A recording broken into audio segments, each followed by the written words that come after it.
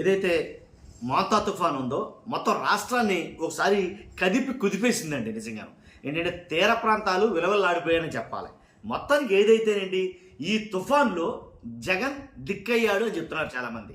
జగన్ గారే ఈ తుఫాన్లో దిక్కయ్యాడు అని చెప్తారు. అదేంటది? మోంతా తుఫాన్కి జగన్కి సంబంధం ఏంటి?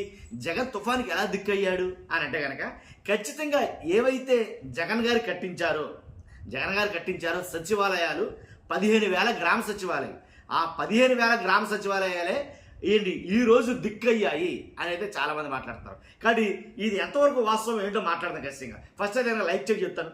ఈ ఇన్ఫర్మేషన్ రాష్ట్ర ప్రజలందరికీ తెలియాలి కాబట్టి మీ బాధ్యతగా లైక్ చేయండి, నాకు కూడా మోటివేషన్ ఉంటుంది. కొత్తగా మన ఛానల్ ఇస్తే పక్కాగా సబ్స్క్రైబ్ చేయండి, మీ అమూల్యమైన అభిప్రాయాన్ని కామెంట్ రూపంలో తెలియజేయండి.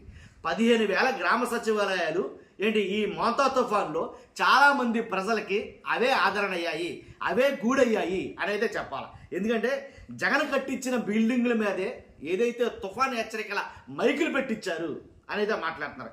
నిజంగా ఎలా అంటే అంటే విజనరీ అని అంటారు కదా చంద్రబాబు నాయుడు గారిని. కాబట్టి ఆ విజనరీకి మరి ఎలా తెలియకుండా పోయాయి అని చాలామంది మాట్లాడుతున్నారు. తుఫాను సహాయక చర్యల్లో సచివాలయాలే కీలక పాత్ర పోషించాయని చెప్పాలా. ఎందుకంటే సచివాలయాల పరిధిలో 3 షిఫ్ట్లలో పనిచేస్తున్న ఉద్యోగులు, సచివాలయ ఉద్యోగులు రెండూ జగన్ గారు తెచ్చినవే. ఒకటేమో జగన్ గారు కట్టించిన బిల్డింగ్లు, ఇంకోటేమో జగన్ గారు తీసుకొచ్చిన ఉద్యోగస్తులు. ఈ ఇద్దరు చాలా క్రియాశీలకంగా పనిచేశారు. మోంతా తుఫాన్లో ఈ వేళదే ముఖ్య పాత్ర అనేది మాట్లాడుతున్నారు. ఎందుకంటే 3 షిఫ్ట్లో పనిచేశారంటే వాళ్ళు ప్రభుత్వం నుంచి అందిన సమాచారం గ్రామంలో యాక్టివ్గా ఉండే యువతకు వాట్సాప్ రూపంలో అందించేవారు. అంతేకాదు క్షేత్రస్థాయి తుఫాను పరిస్థితులపై 2 రకాల ఫార్మాట్లలో ప్రభుత్వానికి నివేదికలు అందజేసిన సిబ్బంది. కాబట్టి వైఎస్ జగన్ ఏర్పాటు చేసిన గ్రామ వార్డు సచివాలయ వ్యవస్థ ఏదైతే ఉందో ఈ గ్రామ వార్డు సచివాలయ వ్యవస్థ, ఆ వ్యవస్థే ఇప్పుడు నిరాటంకంగా పనిచేసింది మోంతా తుఫాన్లో అని చెప్పాలి.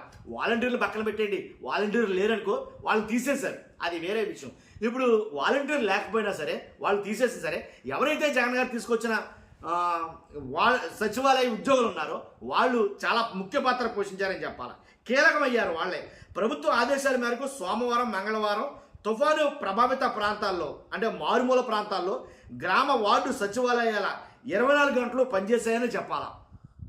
గ్రామ వార్డు సచివాలయాలు ప్రతి గ్రామంలో, మరీ ముఖ్యంగా తుఫాను ప్రభావిత ప్రాంతాల్లో ఉండే గ్రామ వార్డు సచివాలయాలు 24/7 పనిచేశాయి. వాళ్ళు పనిచేయబట్టే ఈ మోంతా తుఫాను ఎదుర్కోగలిగాము.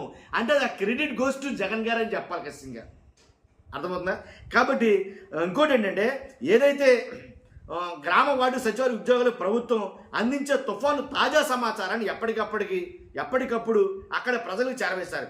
చాలా చోట్ల సచివాలయాల ఉద్యోగులు తమ పరిధిలో వీధికి వెళ్ళి తుఫాను సమాచారాన్ని నేరుగా అక్కడ ప్రజలకు తెలియజేశారు.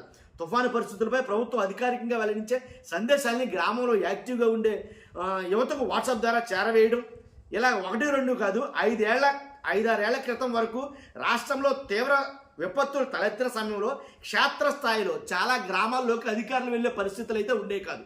ఇంతకు ముందు ఏదైతే జగన్ గారు తీసుకొచ్చిన ఈ వ్యవస్థ ఏదైతే ఉందో ఇప్పుడు వాళ్ళ గ్రామాల్లోనే పనిచేయడం ద్వారా ప్రజల దగ్గరికి వెళ్ళడానికి, మరి ముఖ్యంగా ప్రజల దగ్గరికి వెళ్ళడానికి ఆ ప్రభావితం ఎలా ఉంది, ఆ మోంతా తుఫాన్ ప్రభావం ఎలా ఉంది అనేది ఎప్పటికప్పుడు ప్రజల్లో మాట్లాడడానికి, వాళ్ళు తీసుకోవాల్సిన జాగ్రత్తలకి, వాళ్ళు తీసుకోవాల్సిన చర్యల మీద వెంటనే ఆదేశాలు అయితే ఇవ్వడానికి ఈ గ్రామ సచివాలయ వ్యవస్థలు అయితే కనుక బీభత్సంగా ఉపయోగపడ్డాయని చెప్పాలి. ఒక్క మాటలే చెప్పాల్సి వస్తే కనుక. కాబట్టి అంతేకాదు అప్పట్లో ప్రభుత్వం చిన్నపాటి వరద సహాయక చర్యలు చేపట్టేందుకు ఇతర ప్రాంతాల నుంచి, మరి ముఖ్యంగా వేరే ఊర్ల నుంచి ఎక్కడైతే తుఫాను ప్రభావం లేదో, ఎక్కడైతే దగ్గరికి వెళ్ళాయి, ఎక్కడైతే తుఫాను ప్రభావిత ప్రాంతాలు లేవో అక్కడికి అధికారులని, మరి ముఖ్యంగా అధికారులను తీసుకుని వెళ్ళి వేరే చోట్ల నుంచి అధికారులను తీసుకుని వెళ్ళి ఆ ప్రభావిత ప్రాంతాల్లో పనిచేయించేవారు. ఇప్పుడు ఆ పరిస్థితి లేదు. అర్థమైందా మీకు? ఇప్పుడు ఫర్ ఎగ్జాంపుల్ కాకినాడ తీర ప్రాంతం బాగా ప్రభావంగా ఉంది తుఫాన్లో. కాబట్టి అక్కడికి వేరే జిల్లాల నుంచి, శ్రీకాకుళం నుంచో లేకపోతే రాయలసీమ నుంచో లేకపోతే ఇక్కడి నుంచి ఇతరాత్ర జిల్లాల నుంచి ఉద్యోగులను అక్కడికి తరలించేవారు. 1-2 రోజుల ముందే చాలామంది ఉద్యోగులను అక్కడ తరలించి అక్కడ సహాయ కార్యక్రమాల్లో వాళ్ళు పాలు పంచుకునేటట్టుగా చేసేవారు. ఇప్పుడు ఆ పరిస్థితి లేదు. ఎందుకని? మాట ఏంటంటే 1-2 15,000 గ్రామ సచివాలయ వ్యవస్థది. కాబట్టి ఆ ఉద్యోగస్తులు అందరూ కూడాను ఎక్కడ గ్రామాల్లో అక్కడే ఉన్నారు కాబట్టి వాళ్ళతోనే అనుసంధానించుకోవడం. మీరు ఎక్కడైతే మీరు నమ్మరు, చంద్రబాబు నాయుడు గారు ఇలా కూర్చొని ఉన్నారు, ఎదర పెద్ద సిస్టమ్ ఉంది, సిస్టమ్ ఉంటే ఆ సిస్టమ్ ముందు చంద్రబాబు నాయుడు గారు కూర్చి కొంచెం ఆర్డర్స్ వేసి ఇస్తున్నారు. కాబట్టి దాని మీద కూడా చాలా రకాలుగా వీడియోలు వచ్చినాయనుకో, ఏంటండి మాకు ఇదని. ఎందుకంటే చంద్రబాబు నాయుడు గారు ఉంటే వాళ్ళు కంగారుగా పనిచేస్తారు ఉద్యోగస్తులు. చంద్రబాబు నాయుడు గారు ఉంటే అసలు జరిగే పని అంటే అరగంటలో జరిగే పని 2 గంటలు జరుగుతుంది అని కొంతమంది మాట్లాడతారు. కాబట్టి అలా చేస్తున్నారంటే కనుక అక్కడి నుంచి అలా ఆజ్ఞలు ఇస్తున్నారు లేదా డైరెక్షన్ ఇస్తున్నారంటే దాన్ని పాటించే వాళ్ళు రూట్ లెవెల్లో, గ్రామంలో ఫీల్డ్ లెవెల్లో చేయాలంటే కనుక ఖచ్చితంగా అక్కడ సచివాలయ వ్యవస్థ, ఈ సచివాలయ వ్యవస్థ అలా ఇలా కాదు చాలా బాగా పనిచేసిందని చెప్పాలి. ఇప్పుడు జగన్ గారు క్రెడిట్ ఇవ్వడం కోసమో లేకపోతే చంద్రబాబు నాయుడు గారు తక్కువ అనడం కోసమో కాదు, వాస్తవాల్లోకి వెళ్తే కనుక మంచి జరిగింది సచివాలయ వ్యవస్థ ద్వారా. ఈ రోజున ఇంత దారుణంగా ఉన్న తుఫాన్ని ఎదుర్కోవడానికి కావలసినటువంటి ఏవైతే అవసరతలు ఉన్నాయో, చర్యలు తీసుకోవాలో, ఎక్కడెక్కడ ఏ సేవా కార్యక్రమాలు కావాలో వీటన్నిటినీ సచివాలయాలకు అనుసంధానించారు. అంతేకాదు సచివాలయ వ్యవస్థ ఉపయోగపడటం కాదు, సచివాలయ బిల్డింగులు ఇక్కడ మెయిన్. ఇది తాత్కాలిక బిల్డింగులు కాదండి, శాశ్వత ప్రాతిపదికన కట్టేటువంటి బిల్డింగులు. ఈ సచివాలయ బిల్డింగులు 1, 2 కాదు, రాష్ట్రంలో 15,000 బిల్డింగులు కట్టించాడు జగన్మోహన్ రెడ్డి గారు. ఈ 15,000 బిల్డింగులు కూడాను 15,000 బిల్డింగుల్లో కూడా ఎక్కడైతే తుఫాను బాగా ఎక్కువ ఉందో వాళ్ళకి ఒక షెల్టర్ లాగా ఉపయోగపడ్డాయి. ఈ బిల్డింగులు షెల్టర్ లాగా ఉపయోగపడ్డాయి. కాబట్టి నిజంగా అది గ్రేటే కదా నన్ను అడిగితే కనుక.